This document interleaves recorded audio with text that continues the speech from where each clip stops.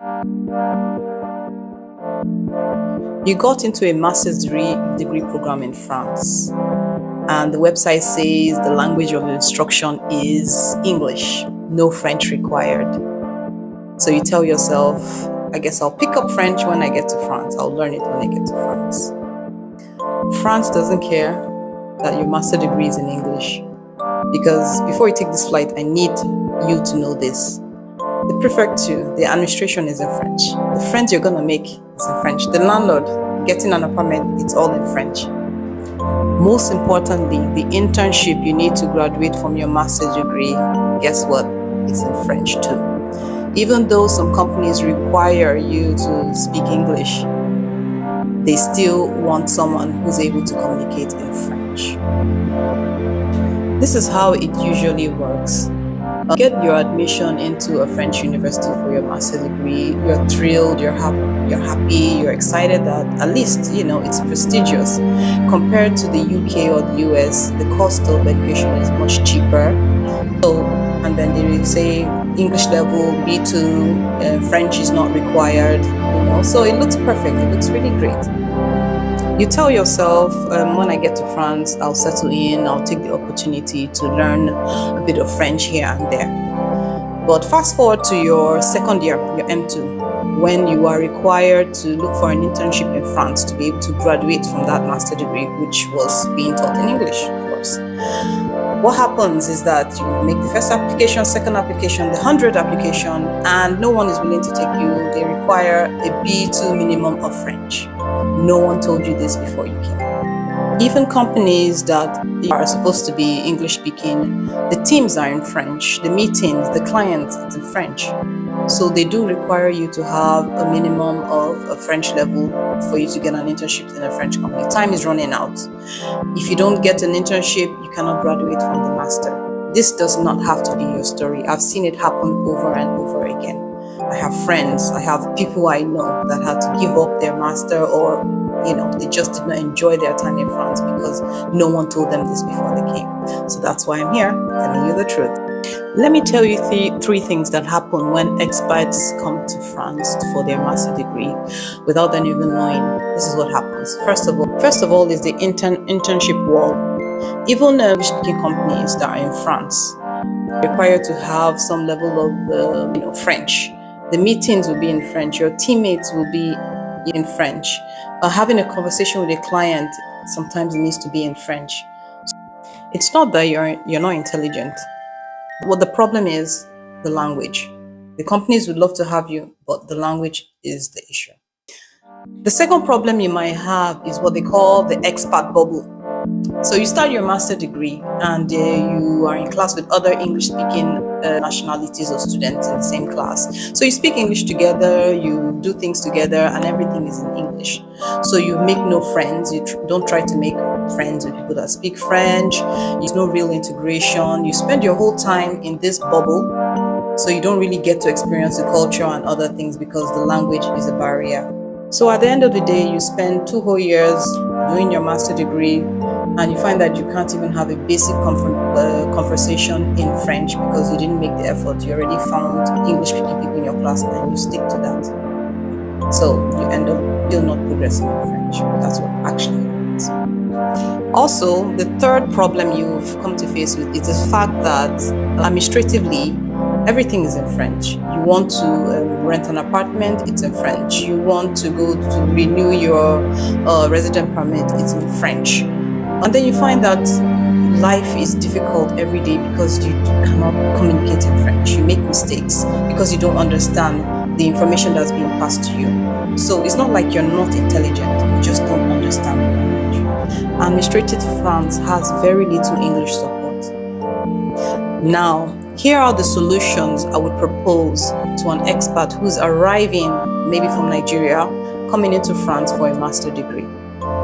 The number one solution is for you to learn French before you arrive. If you have 6 months, 12 months, you can start in Duolingo. You do everyday practice, 15 minutes every day. You can also go on iTalki or Preply, where you can meet native speakers of the language and have exchanges with them before you arrive. The goal is to hit a level of A2, B1 before you arrive, so that you can manage yourself in basic conversations, you can understand the situations around you, and you're not left completely, out of place. Equally, there's this podcast called Inner French. Inner French, it's intermediate speakers of French. The idea is just that pick up French. Just try to learn a little every day. It can make all the difference when you get to France, when you're doing your master program, in how much you enjoy the experience. Even if you're going back after doing your degree, the idea is for you to actually enjoy the time you're spending here. After investing effort in applying and being admitted, it's a good thing. The second solution that I would recommend is that immediately you arrive in your master program, they usually propose 2 to 3 hours of French per week. Let me tell you, it won't be enough. That's fine. Immediately you arrive, go and register at a public university's Français Langue Étrangère. They call it FLE. Register yourself for a program at any of the universities around that are public, so that you can have additional French lessons, which will help you. Yes, the master degree will probably propose 2 to 3 hours of French per week, but it won't be enough for you to start, and interact as soon as you arrive. So make sure you try to register at a university. They have a center for languages. Try to find one around you. A second solution that I would recommend is that you join an association. You can find out from what associations you can join. I'm not talking about an English-speaking international student. No, I'm talking about a French association or a French football club or, sports club that you can join. The idea is that it's going to be uncomfortable beginning, but you will make French friends.